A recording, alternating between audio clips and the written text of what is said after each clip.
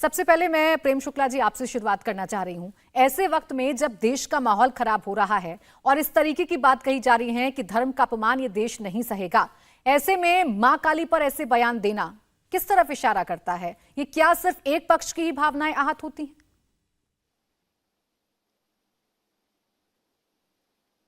देखिए, आदरणीय प्रधानमंत्री जी स्वामी आत्मस्थानंद जी के शताब्दी समारोह के कार्यक्रम में वक्तव्य दे रहे थे और आत्मस्थानंद जी परमहंस रामकृष्ण जी की परंपरा के संत रहे हैं।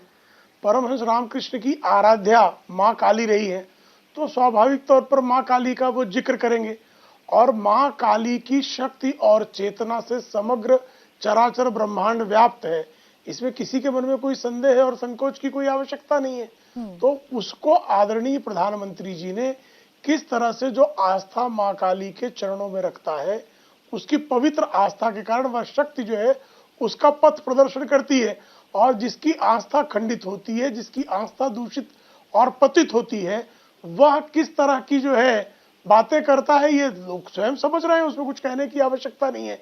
तो आदरणीय प्रधानमंत्री जी स्वामी आत्मस्थानंद जी जो स्वयं जो है काली भक्ति की परंपरा के संत थे, उनके शताब्दी समारोह में जो है अपना वक्तव्य दे रहे थे। ऐसे में किसी अन्य विषयों पर कोई बात करने का औचित्य ही नहीं है। नहीं प्रेम शुक्ला जी, मेरा जो सवाल था वो प्रधानमंत्री नरेंद्र मोदी के बयान को लेकर नहीं था। मेरा सवाल था जो दूसरी बयानबाजी हो रही है, जो विवादित बयानबाजी हो रही है, इन सब का मकसद क्या है? क्या देश में ये हो क्या रहा है? जी देखिए, इस देश में पंथ निरपेक्ष देश है और किसी भी पंथ समुदाय की आस्थाओं पर प्रहार करना समान रूप से अपराध है।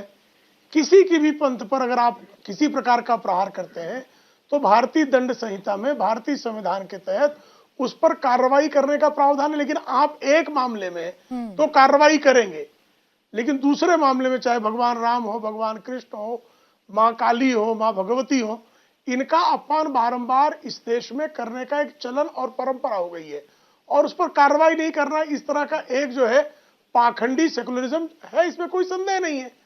आप जो है शर्ली एब्दो पर कार्टून बनता है, भारत में आग लगा दी जाती है, शर्ली एब्दो का भारत से कोई लेन देन नहीं।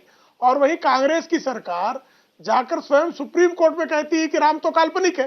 प्रभु राम के काल्पनिक कहने पर क्या आपने देखा कहीं पर कि कांग्रेस सरकार पर मुकदमा हो गया हो, कांग्रेस सरकार की इस कुकृत्य पर किसी प्रकार का जो है जनाक्रोश खड़ा हो गया हो?